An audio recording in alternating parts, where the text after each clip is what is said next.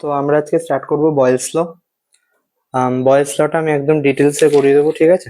মাধ্যমিকের কোশ্চেন দিয়ে, টেস্ট পেপারের কোশ্চেন দিয়ে যা টাইপ আছে করিয়ে দিচ্ছি বয়েলস ল থেকে। পরের দিন চার্লস লটা কমপ্লিট করে দেবো। বয়েলস ল শুরু করার আগে একটা ইম্পর্টেন্ট টপিক করতে হবে, ওটা মানে কিছু কিছু জায়গায় লাগবে। ওটা ক্লাস 9 এটা ছিল, দেখবে প্রবাহীর অভ্যন্তরে কোনো বিন্দুতে চাপ। ধরো এটা একটা স্থির তরল রয়েছে এখানে, এই পাত্রে, দুটো পাত্রে। ধরো এখানে একটা বিন্দু আমি কল্পনা করলাম, এই বিন্দুর উপরে জলস্তম্ভের চাপ কত, জলস্তম্ভের চাপ কত, ঠিক আছে? এই জলস্তম্ভের যে চাপটা, সেটা কি এই উচ্চতাটার সাথে সমানুপাতিক হবে। চাপটা হাইট যত বাড়বে, মানে এই পয়েন্টটা যত নিচে নামবে ততই হাইটটা বাড়বে, বা জলও আরো যত বাড়বে তত এই জলস্তম্ভের হাইটটা বাড়বে, তত চাপটা ওই পয়েন্টটার উপরে বাড়বে। তাই চাপটা হাইটের সাথে সমানুপাতিক, হাইটটা যত বাড়বে চাপটাও তত বাড়বে। আর তরলের ঘনত্ব যত বাড়বে ততই ওই বিন্দুটার উপরে চাপও বাড়বে। আর ঘনত্ব যত কমবে তত চাপও কমবে, তাই ঘনত্বের সাথেও এটা সমানুপাতিক, ঠিক আছে? তো এই দুটোকে এবার ইয়ে করলে একসাথে, তাহলে আমরা পাবো হচ্ছে P equals K H D. Okay, এই কেটাকে নেওয়া হয় হচ্ছে অভিকর্ষজ ত্বরণ, যেটা জি কনস্ট্যান্ট সেটা। তো সূত্রটা আসে হচ্ছে ওই বিন্দুর উপর চাপ পি ইকুয়ালস এইচ ডিজি, ঠিক আছে? এটা হচ্ছে সূত্র। এবার এর ওপরেই কিন্তু ভিত্তি করে ওই যে পারস্তম্ভের ওপর চাপ ঠাপ যেগুলো, এই যেমন ধরে যে 76 সেন্টিমিটার পারস্তম্ভের চাপ, ঠিক আছে? এটা কি অ্যাকচুয়ালি মানে পারদ নিয়ে কাজটা করা হয়, ওই যেটাতে করে মাপে, সেটাতে ওই 76 সেন্টিমিটার পারস্তম্ভ যে চাপটা দেয় তার সাথে চাপটা সমানুপাতিক হয় বলে মানে ওটাকে এইভাবে ডিনোট করা হয়, 76 সেন্টিমিটার পারস্তম্ভের চাপ। এবার তুমি দেখবে অনেক অঙ্কে এরকম থাকবে দেওয়া, যে এই যে 80 সেন্টিমিটার এইচজি, 60 সেন্টিমিটার এইচজি, এরকম থাকবে। এগুলো অ্যাকচুয়ালি কিন্তু মানে কনসেপ্টটা হচ্ছে এখান থেকে আসছে, এই প্রমাণ বায়ুমণ্ডলের চাপের সাথে তুলনা করে ওগুলোকে বের করা হয়, ঠিক আছে? পারস্তম্ভের চাপ বলতে ওটাকেই বোঝানো হয়, যেহেতু চাপটা হাইটের সাথে সমানুপাতিক সেই জন্য আমরা এইভাবে বলতে পারি। এবার আসি বয়েলস লতে। বয়েলস ল একদমই সহজ জিনিস। প্রথমে একটা আমি তোমাকে ইয়ে দেখাচ্ছি, এটা সিমুলেশন দেখায়। ধরো এখানে আমি নিয়ে নিচ্ছি কিছু পার্টিকেল, গ্যাস পার্টিকেল এগুলো, ঠিক আছে? এই যে আগের দিনও দেখেছিলাম, এই যে ধাক্কা খাচ্ছে, এর প্রেশার এবার বাড়তে থাকছে, টেম্পারেচার বাড়ছে। এবার ধরো আমরা টেম্পারেচারটাকে ফিক্সড নিলাম, ঠিক আছে? টেম্পারেচারটাকে ফিক্সড নিয়ে নেবো, টেম্পারেচারটা ফিক্সড হয়ে গেল, আর আমি বাড়াতেও পারবো না কমাতেও পারবো না। এবার দেখো এখানে প্রেশারটা কি দেখাচ্ছে, এই 2 ঘরে দেখাচ্ছে। আমরা যদি আয়তনটাকে বাড়াই পাত্রের, তাহলে দেখো প্রেশার কমে যাবে। দেখো প্রেশার দেখো কমে যাচ্ছে। এবার দেখো আমরা যদি আয়তনটাকে কমিয়ে দিই, তাহলে দেখো প্রেশার বেড়ে গেল, ফট করে বেড়ে গেল।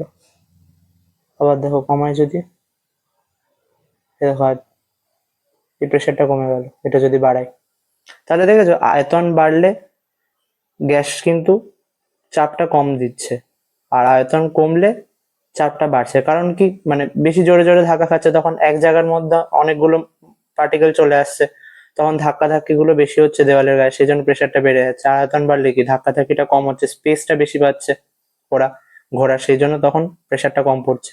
তো এটা হচ্ছে একটা বেসিক ধারণা। ওকে,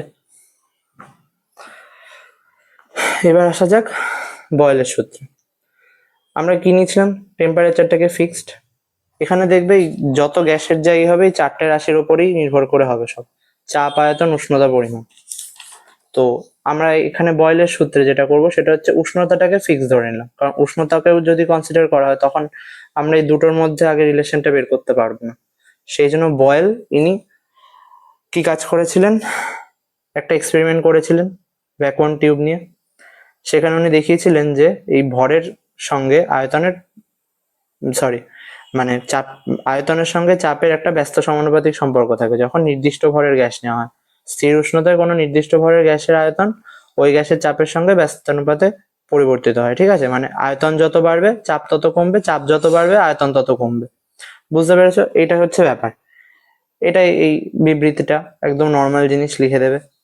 এবার এটার গাণিতিক রূপ হচ্ছে স্থির উষ্ণতায় নির্দিষ্ট ভরের গ্যাসের আয়তন যদি তুমি ভি ধরো আর চাপ যদি পি ধরো, তাহলে ভি সমানুপাতিক 1/p, যেহেতু ব্যস্ত সমানুপাতে আছে, কনস্ট্যান্ট দুটো কিন্তু মনে রাখতে হবে। বয়েলের সূত্রে কোন দুটো কনস্ট্যান্ট? ভর আর উষ্ণতা। এই দুটো কিন্তু মাধ্যমিক পরীক্ষাতে আসে মাঝে মাঝে, যে বয়েলের সূত্রে ধ্রুবক পদ দুটি কি কি। ঠিক আছে, লিখবে কিন্তু যে ভর আর উষ্ণতা এই দুটো হচ্ছে কনস্ট্যান্ট বয়েলের সূত্রে। তো আমরা এটাকে লিখতে পারি তারপর V equals K by P. তাহলে পিভি ইকুয়ালস কে। তার মানে আমরা কি দেখতে পাচ্ছি এখানে, আয়তন আর চাপ এই দুটোর গুণফল একটা কনস্ট্যান্ট আসলো। তার মানে আমরা কি দেখতে পাচ্ছি, নির্দিষ্ট উষ্ণতায় স্থির উষ্ণতায় কোনো নির্দিষ্ট ভরের গ্যাসের আয়তন আর চাপের গুণফলটা ধ্রুবক, এটা আমরা দেখতে পাচ্ছি। এবার একটা জিনিস এখানে দেখো তুমি, এখানে উষ্ণতার জায়গাটাতে স্থির বলছে আর ভরটাকে কেন নির্দিষ্ট বলছে? এটা কিন্তু একটা মানে কোয়েশ্চেন আসতেই পারে যে ভরটাকে কেন নির্দিষ্ট বলছে। ভরটাকেও স্থির বলতে পারতো, স্থির ভর, বা উষ্ণতাটাকে নির্দিষ্ট বলতে পারতো। উষ্ণতাটা নির্দিষ্ট উষ্ণতাটাকে যদি আমরা নির্দিষ্ট ধরে নিই তখন মনে হবে যে শুধুমাত্র ওই উষ্ণতাটাতেই এটা ট্রু, অন্য কোনো উষ্ণতাটাতে হয় না। সেটা কিন্তু নয়। সেই জন্য বলেছে স্থির উষ্ণতা। তুমি যে কোনো উষ্ণতাতে নিয়ে এটা এক্সপেরিমেন্ট করতে পারো, কিন্তু ওই যে উষ্ণতাটাতে তুমি নিয়ে গেলে সেটাকে তোমায় ফিক্সড রাখতে হবে। যেমন নির্দিষ্ট উষ্ণতা দিয়ে দেখবে মাঝে মাঝে মানে বিভিন্ন জায়গায় 0°C বা 100°C, ওইগুলোর ক্ষেত্রে নির্দিষ্ট উষ্ণতাটা মানে ওই কথাটাকে ইউজ করা হয়, কারণ ওটা একটা পার্টিকুলার টেম্পারেচারে ওই কাজটা হচ্ছে আর কি, তখন ওই জিনিসগুলোকে ওরকম ভাবে উল্লেখ করা হবে। কিন্তু এখানে স্থির উষ্ণতা কেন বলছে, এটা তুমি 50°তে করো কি 70°C করো, যেখানেই করো না কেন, ওই উষ্ণতাটাকে তোমাকে স্থির রেখে তারপর এক্সপেরিমেন্টটা করতে হবে। সেই জন্য উষ্ণতাটাকে স্থির রাখা হচ্ছে। আর ভরটাকে নির্দিষ্ট রাখা হচ্ছে কারণ তুমি মানে ভর বাড়ানো কমানো করতে পারবে না, ভর স্থির ওরকম রাখা যায় না, ভরটাকে নির্দিষ্ট রাখতে হয়। সেই জন্য ভরের আগে নির্দিষ্ট কথাটাকে ইউজ করছে। ওকে, এই ভাষা দুটো কিন্তু খেয়াল রাখবে। তো আমরা এখান থেকে কি উক্তি পেলাম, কোনো নির্দিষ্ট ভরের গ্যাসের উষ্ণতা অপরিবর্তিত থাকলে গ্যাসের চাপ আর আয়তনের গুণফল ধ্রুবক হয়, এটা পেলাম। এবার এই কন্ডিশন অ্যাপ্লাই করে আমরা কি পাচ্ছি তাহলে, পি ওয়ান চাপে যদি গ্যাসের আয়তন ভি1 হয়, পি2 চাপে যদি গ্যাসের আয়তন ভি2 হয়, আর পি3 চাপে যদি গ্যাসের আয়তন ভি3 হয়, তাহলে পি1 ভি1 ইকুয়ালস পি2 ভি2 ইকুয়ালস পি3 ভি3 ইকুয়ালস কি হবে, কে।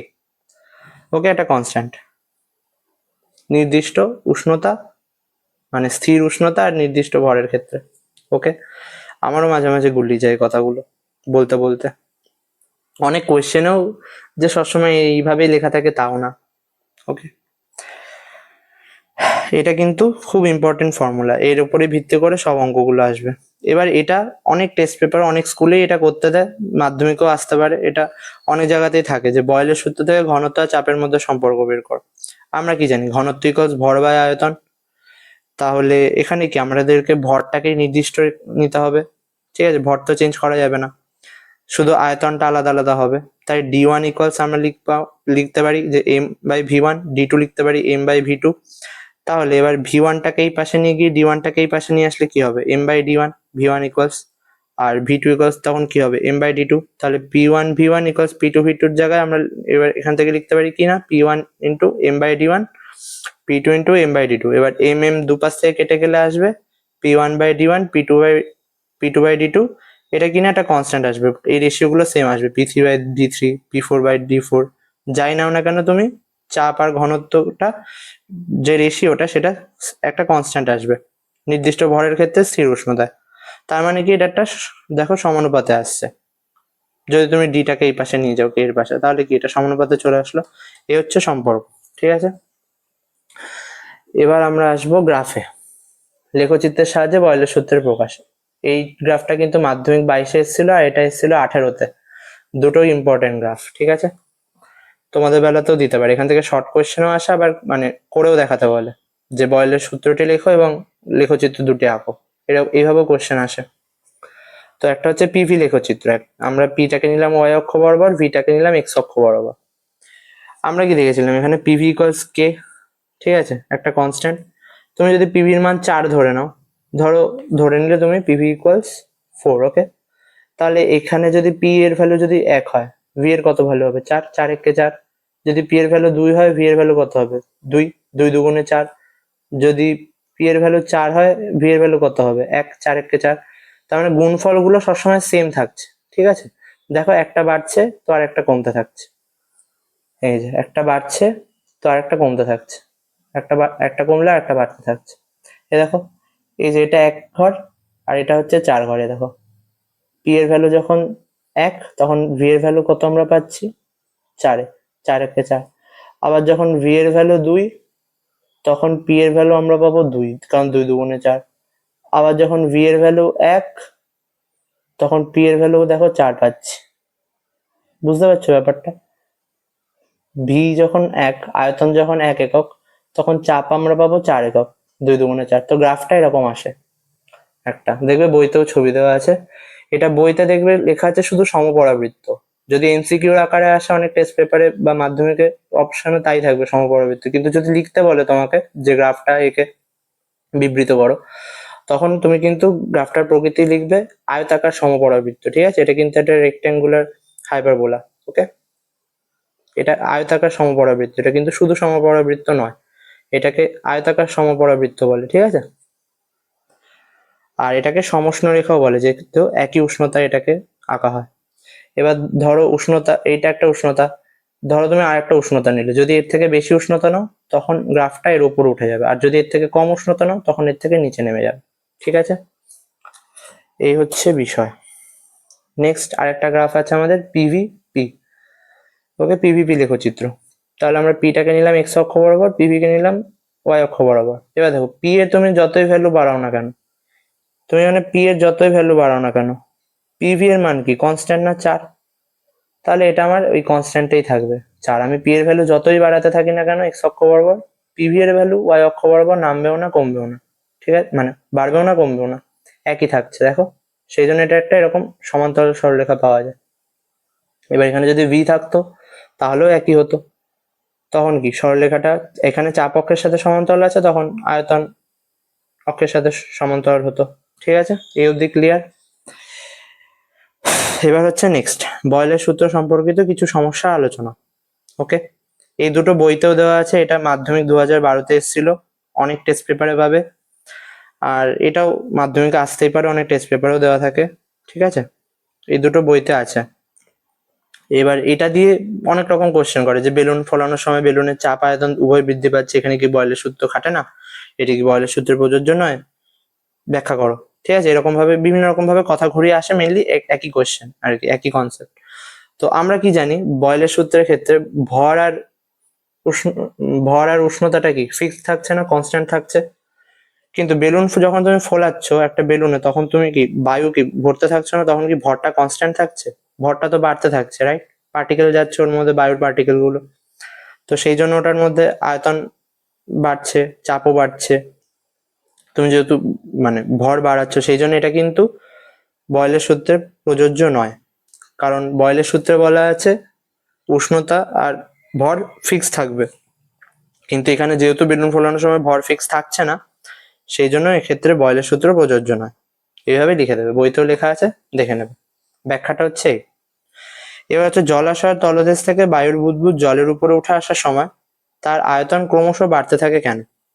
দেখবে জলের নিচ থেকে যখন বুদবুদ ওপরের দিকে উঠতে থাকে তখন আয়তনে ক্রমশ বাড়তে থাকে, এটা বড় হতে থাকে আয়তনে। এবার এটা কেন হয়? আমরা একটু আগে কি দেখেছিলাম, এই কোনো পয়েন্টে যে চাপটা পড়বে, মোট চাপ বললে কিন্তু তখন বায়ুস্তম্ভের চাপ প্লাস এই জলস্তম্ভের চাপ। ঠিক আছে, মোট চাপ যদি বলে। আর যদি শুধু জলস্তম্ভের চাপ বলে তখন শুধু এইটুকু। শুধু জলস্তম্ভের চাপ বলে যদি এই পয়েন্টটা হয় তখন শুধু এইটুকু। কিন্তু যদি মোট চাপ বলে তখন কিন্তু এর উপরে কে বায়ু দিয়েও একটা চাপ দিচ্ছে, সেই মোট চাপ প্লাস এই জলস্তম্ভের চাপ, টোটাল চাপটা হবে এই বিন্দুর উপরে চাপ। আর যদি শুধু জলস্তম্ভের চাপ বলে তখন শুধু এই চাপটুকু, তখন শুধু এই চাপটুকু। এই চাপটা কি হাইটের সাথে সমানুপাতিক না? তাহলে কি আমার যখন এখানে রয়েছে তখন কি হাইটটা অনেকটা বেশি, এখানে কি হাইটটা আরো কমছে, এখানে হাইটটা আরো কমছে। তাহলে কি হাইটের সাথে যদি চাপটা যদি হাইটের সাথে সমানুপাতিক হয়, হাইট যদি কমে তাহলে চাপও কি কমবে। আর চাপ যদি কমে আয়তন কি বাড়বে, কারণ আমরা এখানে কি দেখলাম বয়েলের সূত্রে আয়তনের সাথে চাপের কি ব্যস্ত সমানুপাতিক, তাই না? তার মানে কি চাপ যদি বাড়ে আয়তন কমবে, আয়তন যদি কমে চাপ বাড়বে। বুঝতে পারছো তো?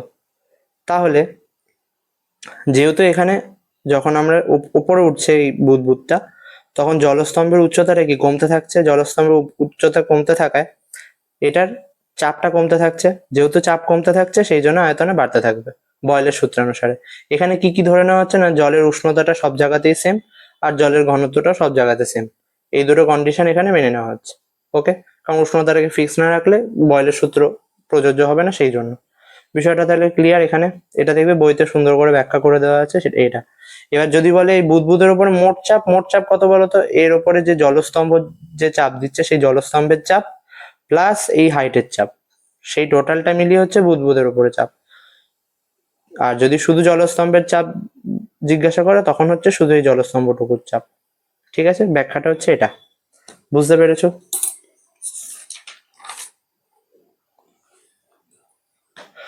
তো সেটাও আর কি, যদি তুমি এখানে মোট চাপ দেখতে যাও, ওই বায়ুস্তম্ভের চাপ আর কি, বায়ুস্তম্ভের চাপ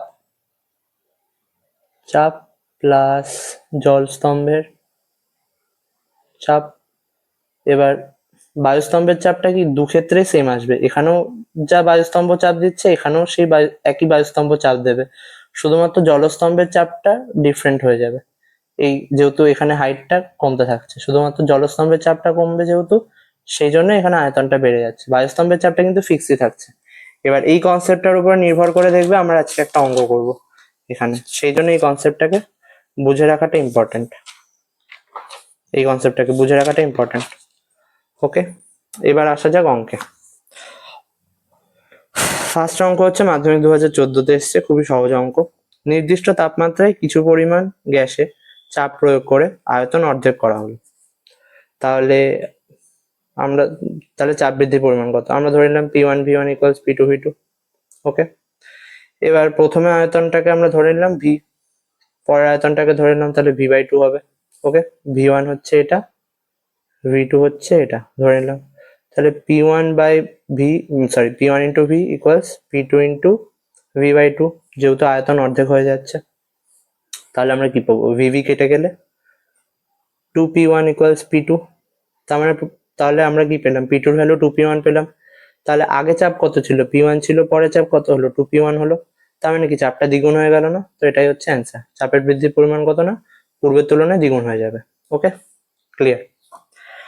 নেক্সট অঙ্ক হচ্ছে একটি নির্দিষ্ট ভরের কোনো গ্যাসের 90 সেন্টিমিটার Hg চাপের আয়তন হচ্ছে 500 সেমি কিউব। একদম সহজ, তাহলে ওই উষ্ণতায় 60 সেন্টিমিটার চাপে কত হবে? তাহলে ওই একই সূত্র P1 V1 equals P2 V2 ওই দিয়ে করে দেবো। এটা হচ্ছে চাপ, এটা হচ্ছে আয়তন, ইকুয়ালস চাপ ইন্টু আয়তন ধরে নিলাম V, তাহলে V ইকুয়ালস কত আসবে, 90 ইন্টু 500/60। তাহলে এখানে 0 0 কেটে দিলাম, 3 দিয়ে 2, 3 দিয়ে 3, 2 দিয়ে কাটলে 250, তাহলে হয়ে যাবে 750। কিসে আছে, সেমি কিউবে আছে, সেমি কিউব লিখবে বা সিসি লিখে দেবে, একই ব্যাপার। এ হয়ে গেল অ্যান্সার। নেক্সট হচ্ছে, এটা হচ্ছে 2015-র অঙ্ক। নেক্সট হচ্ছে 2010-এর অঙ্ক। স্থির তাপমাত্রায় কোনো নির্দিষ্ট ভরের গ্যাসের আয়তন ও চাপ যথাক্রমে 750 ml ও 80 সেন্টিমিটার Hg, ওই তাপমাত্রায় কত চাপে গ্যাসের আয়তন এত হবে? একদম সহজ, তাহলে 750 ml আছে, 80 আছে, এখানে 1000 আছে, এখানে কত V, ভি তো আয়তনই তো বলেছে ভি, তাহলে চাপ ইন্টু আয়তন, চাপ ইন্টু আয়তন।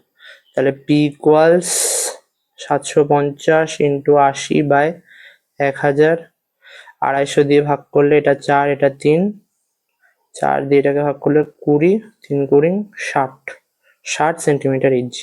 ওকে, এই চাপ দেবে। ক্লিয়ার। নেক্সট অঙ্ক হচ্ছে এসটিপিতে নির্দিষ্ট ভরের কোনো গ্যাসের আয়তন 52 মিটার কিউব। এখানে এসটিপি বলতে কিসের কথা বলা হয়েছে বলতো?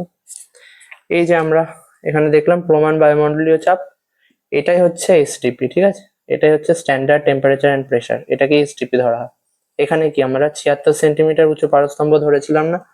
এটা মনে রাখবে, এসটিপি বললেই 76 সেন্টিমিটার পারস্তম্ভ ধরে নিতে হয়, এখানে সেটা সরাসরি বলে দেয়নি, তোমাকে বুঝে নিতে হবে। তাহলে 76 সেন্টিমিটার পারস্তম্ভে আয়তন হচ্ছে এটা চাপে 52 মিটার কিউব, তাহলে অপরিবর্তিত উষ্ণতায় মানে বয়েলস ল, এত সেন্টিমিটার চাপে কত আয়তন হবে? তাহলে 76 ইন্টু 52 ইকুয়ালস 104 ইন্টু ভি, তাহলে ভি ইকুয়ালস কত হবে, 76 ইন্টু 52/104, 52 দিয়ে এটাকে কাটলে 2, 2 দিয়ে এটাকে কাটলে 3 দুগুণে 6, 8 দুগুণে 16, 38 মিটার কিউব হয়ে গেল অ্যান্সার।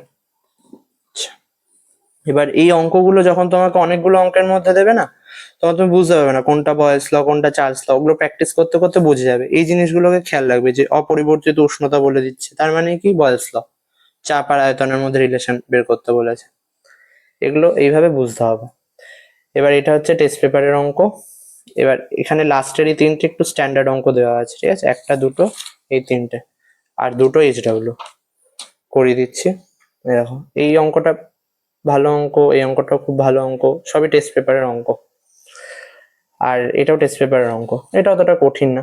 এটা বলেছে একটি বেলুনে 950 mm এইচজি চাপে 0.8 লিটার বাতাস ভর আছে।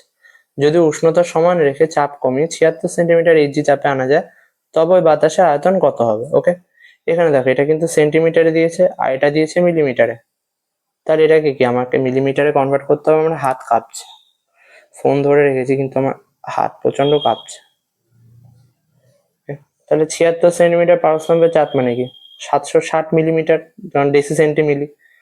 তাহলে আমরা লিখতে পারি 950 ইন্টু 0.8 লিটার, ওইটা P1V1 ইকুয়ালস, এটাকে 760 মিলিমিটার করে নিলাম, ঠিক আছে, ইন্টু ভি, আয়তন বের করতে হবে। তাহলে ভি ইকুয়ালস 950 ইন্টু 0.8 বাই 160।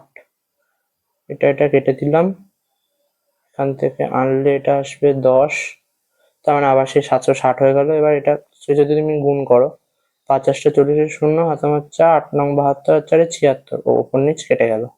তাহলে 1 লিটার, 1 লিটার অ্যান্সার। ওকে, বাতাসের আয়তন হবে 1 লিটার। এবার নেক্সট অঙ্কটা, এটা খুব ভালো করে বোঝো, ঠিক আছে, এটা কিন্তু মাথায় ঢুকতে একটু চাপ আছে, আমারও প্রথমে মাথায় ঢুকছিল না, কষ্ট করে এটা মাথায় ঢোকাতে হয়েছিল, ঠিক আছে, তো একটু চাপ আছে এটা বোঝা। দেখে নাও, একটি সিলিন্ডারে 8 এটিএম চাপে 9 লিটার H2 গ্যাস আছে। উষ্ণতা স্থির রেখে 2 এটিএম চাপে 1 লিটার আয়তনের কতগুলি বেলুন ওই গ্যাসের সাহায্যে ভরা যাবে? তুমি যখন একটা সিলিন্ডার নেবে, ঠিক আছে, একটা সিলিন্ডার ধরো তুমি নিচ্ছ, সিলিন্ডারটাকে কি তুমি মানে স্ট্রেচ তো করতে পারবে না, কমাতেও পারবে না, আয়তন বাড়াতেও পারবে না, সিলিন্ডারের যা আয়তন সেই আয়তনই থাকবে। এবার তুমি 8 এটিএম থেকে 2 এটিএম চাপ প্রয়োগ করে এটার আয়তন তো বাড়বে, যেহেতু তুমি চাপটাকে কি কমাচ্ছ, তাহলে আয়তনটা বেড়ে যাবে, 9 লিটার গ্যাস থেকে অনেক বেশি আয়তন চলে আসবে।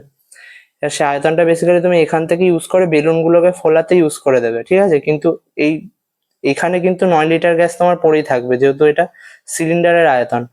তুমি দেখবে এর মধ্যে 9 লিটার গ্যাস পড়েই আছে, তুমি ওই 9 লিটার গ্যাসটাকে ইউজ করতে পারবে না। ব্যাপারটা কি আমি একটু ভালো করে এবার বোঝাচ্ছি। আগে দেখো 8 এটিএম চাপে 9 লিটার গ্যাস, তাহলে ওই উষ্ণতায় 2 এটিএম চাপে কত আয়তন হবে আগে সেটা বের করি। 8 ইন্টু 9, তাহলে চাপ দিয়ে ডাইরেক্ট আমরা ভাগ করে দিচ্ছি, এখানে 4, 4 9, 36, 36 লিটার আয়তনের গ্যাস আমরা পাবো। সিলিন্ডারটা থেকে আমরা তাহলে কত আয়তনের গ্যাস পাবো? 36 লিটার, ছিল কত 9 লিটার। এবার এই 36 লিটার গ্যাস দিয়ে তুমি মোট কতগুলো 1 লিটারের আয়তনের বেলুন ফোলাতে পারবে? তোমার মনে হতে পারে তাহলে 36টা বেলুন ফোলাতে পারবো, সেটা হবে না। তার কারণ সিলিন্ডারের মধ্যে 9 লিটার গ্যাস তোমার থেকেই যাবে। তুমি যখন সিলিন্ডার থেকে প্রথম একটা 1 লিটারের ভরলে, পরের একটা 1 লিটারে ভরলে, পরের একটা 1 লিটারে ভরলে, ভরতে ভরতে ভরতে ভরতে দেখবে 36 থেকে 9 মাইনাস করলে কত হয়? 27 হয় না? 27টা বেলুন ভরার পরে দেখবে আর ভরতে পারছো না, গ্যাস শেষ। কেন? কারণ এর মধ্যে যে 9 লিটার গ্যাসটা পড়ে রয়েছে, ওই 9 লিটার গ্যাসটাকে তুমি ইউজ করতে পারবে না, কারণ ওটা এর মধ্যেই থাকবে। এটাকে তুমি পুরোপুরি গ্যাস শূন্য করতে পারবে না, ঠিক আছে। তুমি যদি মনে করো যে এটাকে পুরো একদম মানে শূন্য করে দেবো, এটাকে গ্যাস শূন্য করে দেবো, সেটা হয় না, এর মধ্যে কিছু না কিছু গ্যাস পড়েই থাকবে। আর যে গ্যাস পার্টিকেল গুলো পড়ে থাকবে তার আয়তন এই সিলিন্ডারের আয়তনের সমান হবে। সেটা আয়তন কত? 9 লিটার। ওকে, ওটা 9 লিটার তোমাকে পড়েই থাকবে, মানে ওটা পড়েই থাকবে। সেই জন্য এই অঙ্কটা একটুখানি মানে খটোমটো আছে, এটাকে একটু বলতে পারো মুখস্থ মতনই রাখতে হবে এইভাবেই। যেখানেই তোমার 36 লিটার আসলো, এবার কত, এই সিলিন্ডারের আয়তনে কত ছিল? এটা 9 লিটার, 36 থেকে 9 মাইনাস করলে কত থাকে? 27। ওই তুমি 27টা বেলুনই ভরতে পারবে, 1 লিটার আয়তনে যেহেতু বলেছে, তুমি 27টা বেলুন ভরতে পারবে, 36টা কিন্তু ভরতে পারবে না। এটা একটুখানি দেখবে ভালো করে। নেক্সট অঙ্ক হচ্ছে একটি গ্যাসের মধ্যে, এটাও কিন্তু ভালো অঙ্ক, একটু টাফ আছে। এটা হচ্ছে পর্ষদ প্রদত্ত প্রশ্নপত্রে ছিল। একটি গ্যাসের মধ্যে কিছু ধূলিকণা রয়েছে, ধূলিকণার চাপটা অনমনীয়, কিন্তু ধূলিকণার কিন্তু আয়তন আছে, কিন্তু চাপটা খুবই সামান্য, সেই জন্য অঙ্কের মধ্যে ধরা হবে না। উষ্ণতা স্থির রেখে গ্যাসের চাপ দ্বিগুণ করলে ধূলিকণা সহ গ্যাসের আয়তন 1000 ml থেকে কমে 501.25 ml হয়। তাহলে ধূলিকণার সামগ্রিক আয়তন কত, এটা আমাদেরকে দিয়েছে অঙ্কে। ওকে, আচ্ছা, এবার ধূলিকণার সামগ্রিক আয়তনটাকে আমরা ধরে নিলাম ভি। ওকে, ধূলিকণার সামগ্রিক আয়তন আমরা ধরে নিলাম ভি। তাহলে এই গ্যাসের আয়তনে এখানে কি বলেছে, ধূলিকণা সহ গ্যাসের আয়তন, তাই তো, 1000 ml। তাহলে শুধু গ্যাসের আয়তন যদি বের করতে হয় কত হবে, 1000 মাইনাস ভি না? শুধু যদি বলে গ্যাসের আয়তন বের করতে, এটা তো ধূলিকণা সহ গ্যাসের আয়তন 1000, আর শুধু ধূলিকণার আমরা ধরলাম ভি, তাহলে শুধু গ্যাসের কত, 1000 মাইনাস ভি, কারণ ধূলিকণা প্লাস গ্যাস যোগ করলে আমরা পাবো হচ্ছে এই টোটালটা। ওকে, এটা পেলাম। এই আয়তনের উপরে কিন্তু চাপটা নির্ভর করছে, কারণ ধূলিকণা যেহেতু কোনো চাপ দিচ্ছে না, সেই জন্য চাপটা কিন্তু এটার সঙ্গেই আমাদেরকে নির্ণয় করতে হবে। তুমি যদি এই 1000 নিয়ে অঙ্ক করতে, তখন ধূলিকণার উপরেও চাপটা কনসিডার করতে হতো, কিন্তু এখানে কিন্তু বলে দিয়েছে যে ধূলিকণা চাপে অনমনীয়, সেই জন্য তোমাকে শুধুমাত্র গ্যাসের আয়তনটা বের করে নিতে হলো 1000 মাইনাস ভি করে। ওকে, আচ্ছা, এবার এটার চাপ আমরা ধরে নিলাম পি। পরের বার কত হলো, কমে 501.25 মাইনাস ভি, এটা হচ্ছে গ্যাসের আয়তন আসলো, কারণ সামগ্রিক আয়তন বলেছে, এটা কমে গিয়ে এটা আসলো হচ্ছে আয়তন কত বলেছে, দ্বিগুণ করা হয়েছে আয়তনটাকে, তার মানে 2p। তাহলে পিপি আমরা কেটে দিলাম। এবারে এটাকে আমরা যদি 2 দিয়ে গুণ করে দিই, বা 2 দিয়ে আমরা এদিকে ভাগ করে দিচ্ছি, ঠিক আছে, 1000 minus V by 2 equals 501.25 minus V. Okay, তাহলে কত আসবে, 500 minus V by 2 equals 501.25 minus V. তাহলে এই ভিটা এদিকে আনলাম, 500টাকে ওদিকে নিয়ে গেলাম, তাহলে V minus V by 2 equals 501 minus 25 minus 500, কত আসবে, এটা 1.25, আর এখানে কত আসবে, 2v মাইনাস ভি, তাহলে ভি বাই 2, 1 থেকে হাফ মাইনাস করছি, ভি বাই 2 আসলো। তাহলে ভি বাই 2 এর ভ্যালু এটা হলে ভি কত হবে, 125 গুণ 2 250, তার মানে 2.5, 2.5 হচ্ছে ml। তাহলে ধূলিকণার আয়তন আমরা কত পেলাম, 2.5 ml, যেটা আমরা ধরেছিলাম ধূলিকণার সামগ্রিক আয়তন। ঠিক আছে, এই ধূলিকণার আয়তন প্লাস গ্যাসের আয়তন বলে দিয়েছিল 1000, ধূলিকণা প্লাস গ্যাস সেটা বলেছিল 1000। তাহলে শুধু গ্যাসেরটা বের করতে গেলে ধূলিকণাটাকে আমরা এই পাশে নিয়ে গিয়ে মাইনাস করে দিয়েছিলাম, ধূলিকণাটাকে ভি ধরে নিয়ে। ঠিক আছে, এইভাবে অঙ্কটা করে দিয়েছি, এটা সহজই আছে। এবার এটা হচ্ছে ওই আগে যে জলস্তম্ভ দিয়ে যে অঙ্কটা বুঝিয়েছিলাম একটা, তার উপরে নির্ভর করে। কি বলেছে, পুকুরের তলা থেকে একটি বুদবুদ যখন একেবারে উপরে উঠে এলো, তখন তার আয়তন হয় 8 গুণ বেড়ে যায়। বায়ুর চাপ হচ্ছে 10 মিটার উচ্চতা বিশিষ্ট জলস্তম্ভের সময় হলে পুকুরের গভীরতা কত? আমরা ধরে নিলাম পুকুরের গভীরতা এরকম ইয়ের মতন ধরে নিচ্ছি, পুকুরটাকে ধরে নিলাম এইচ। ঠিক আছে, পুকুরের গভীরতা ধরে নিলাম এইচ, আর জলস্তম্ভের চাপ কত বলে দিয়েছে, 10, মানে সরি, বায়ুস্তম্ভের চাপ বলে দিয়েছে, এই জলস্তম্ভের চাপের হিসেবে 10 মিটার উচ্চতা বিশিষ্ট জলস্তম্ভের চাপ। তাহলে প্রথমে যখন বুদবুদটা একদম তলায় ছিল, তখন ওর উপরে চাপ কত পড়ছিল, 10 প্লাস এইচ এর ইন্টু ওটার আয়তন ছিল কত, ভি, চাপ ইন্টু ভি, ভি1। পরে ওটার ওপর চাপ কত হয়ে গেল, এইচ কি 0 হয়ে গেল, যখন এটা একদম উপরে চলে এলো তখন কি এইচটা 0 হয়ে গেল, এই জলস্তম্ভের চাপটা তখন 0 হয়ে গেল, কিন্তু এই বায়ুস্তম্ভের চাপটা তো রয়েছে, আর বায়ুস্তম্ভের চাপ কত বলে দিয়েছে, 10 মিটার উচ্চতা বিশিষ্ট জলস্তম্ভের চাপ। তাহলে 10 ইন্টু, তখন আয়তন বেড়ে কত গুণ হলো, 8v, এটা হচ্ছে P2V2। ওকে, তাহলে ভিভি কেটে গেল, তাহলে 10 প্লাস এইচ ইকুয়ালস 8 10 80, তাহলে এইচ হবে আমার 80 মাইনাস 10 ইকুয়ালস 70। ওকে, এই হচ্ছে হিসেব, 70 মিটার। এই হচ্ছে জলস্তম্ভের, এই হচ্ছে পুকুরের গভীরতা। ঠিক আছে, এটা হচ্ছে পুকুরের গভীরতা 70 মিটার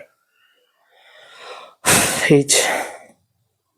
আর এই অঙ্ক দুটো এবার ট্রাই করবে, একটা হচ্ছে মাধ্যমিক 2008-এর অঙ্ক, একটা হচ্ছে মাধ্যমিক 2022-এর অঙ্ক। এই দুটো অঙ্ক ট্রাই করবে, না পারলে আমাকে বলবে, করে দেবো। সহজ আছে, অঙ্ক দুটো পারবে করতে। এর পরের পার্টটাতে আমি চার্লসের বিষয়গুলো করিয়ে দেবো।